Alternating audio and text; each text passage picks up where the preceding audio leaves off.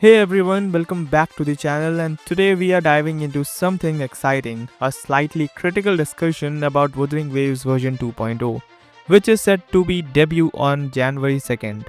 With all the buzz surrounding the massive update, from the brand new nation to explore to the game's finally making its way to the PlayStation 5, there is no denying the hype.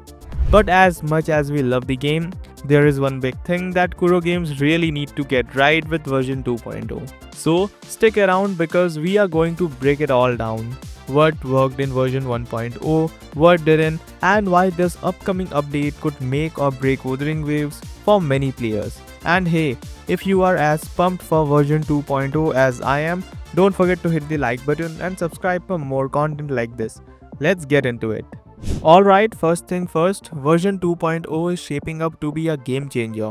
We are getting a whole new region to explore, the hidden island of Rinascita, which already sounds like it will be packed with lore and beautiful environments.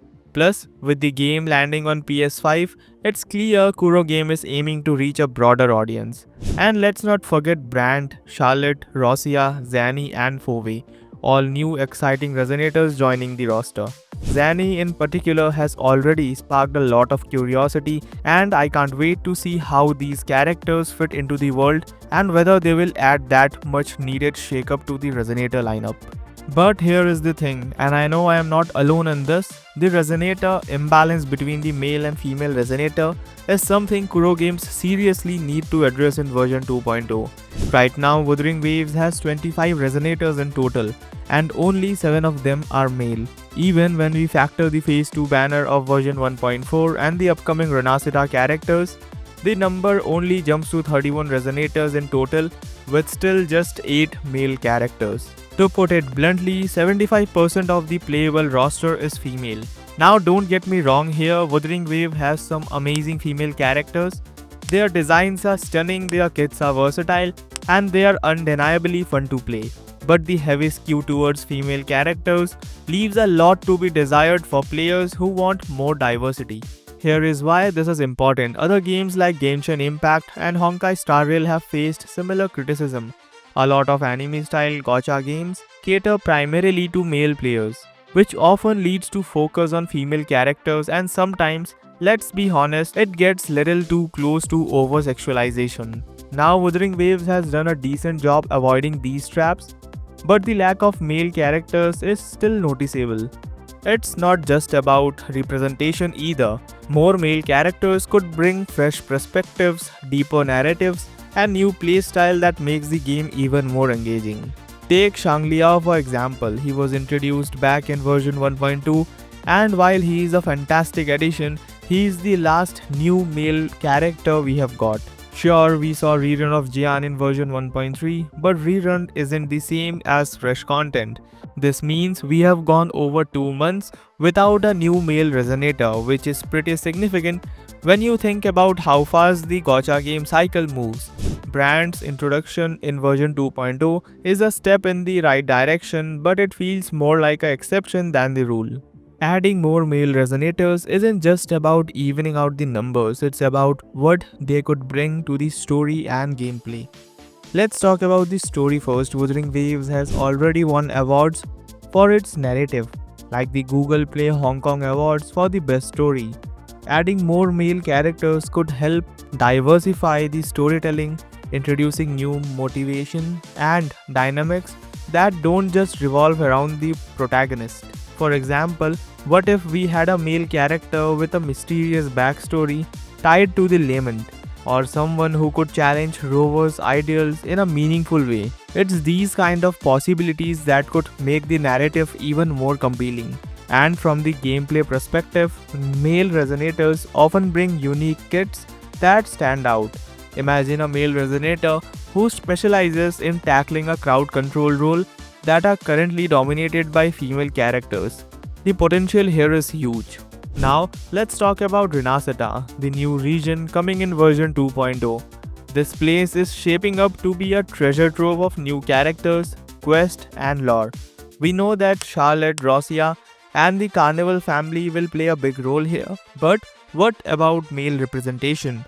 If Kuro Game introduces several new male characters and makes them playable in future updates, it could set a new standard for the game.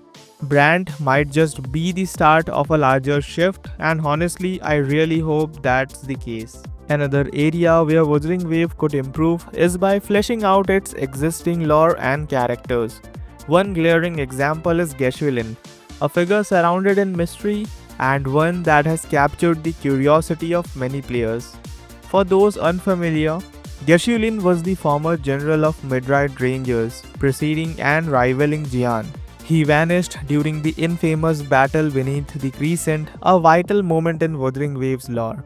While it's believed that he was overclocked and perished in the fight, his body was never found. Adding to the intrigue, a retroact Rain Phantom of Geshu Lin appeared during the main quest Chapter 1. This projection shows a very different leader from Jian, a general who demised the retroact Rain's threat and pushed his soldiers forward no matter the cost. So here's the question. Why hasn't Kuro Games done more with this character? His story has all the elements of compelling nature, sacrifice, tragedy, and a weapon embedded with dark flames. Yet, despite his potential, there has been no news about him in the game and any indication of how this story might unfold. Imagine what it would mean if Geshu Lin were to return in some form, perhaps as a playable Resonator or even a major story antagonist. Plus his tacit mark on his neck and his backstory with the battle beneath the Crescent could tie into some epic gameplay mechanics. Wuthering Wave is already an incredible game, but version 2.0 has the potential to elevate it to the new heights. For that to happen, Kuro Game must take this opportunity to listen to the community and address some of the long-standing concerns like the imbalance in the Resonator roster. Adding more male characters isn't just about representation, it's about creating a richer, more engaging experience that cater to all players. Whether it's introducing something like Geshu Lin as a playable Resonator or adding fresh dynamics with characters like Brant, this could be the moment where the game truly shines. And let's not forget the excitement around the PlayStation 5 launch and the mysteries of Rinascita. With so much buzz, this is the perfect time for Kuro Games to expand its storytelling and character diversity. So what do you think? Should Geshu Lin make a comeback as a playable character, or is he better left as a legendary figure in Wuthering Waves lore? Are you hyped about Brant or version 2.0's any character? Let me know your thoughts in the comment down below and let's keep this conversation going. If you enjoyed this discussion, don't forget to hit the like button and subscribe for more Wuthering Waves content. Your support means the world to me and I'll see you in the next one. This is MJ signing off.